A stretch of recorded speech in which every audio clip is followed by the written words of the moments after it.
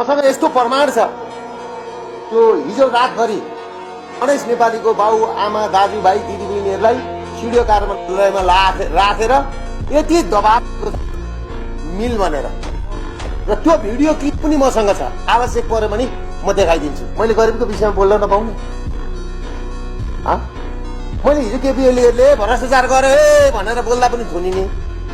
आज यो सरकारले सुकुम्बासी मार्यो है, गणेश नेपालीहरू जस्ता मान्छेलाई चाहिँ शरीरमा पेट्रोल गरी खान दिएन र शरीरमा पेट्रोल खनाएर आत्मदाह गर्ने स्थितिमा पुर्यायो। यसको जिम्मेवारी यो सरकारले लिनुपर्छ कि पर्दैन भनेर बोल्न पाइन्छ कि पाइँदैन?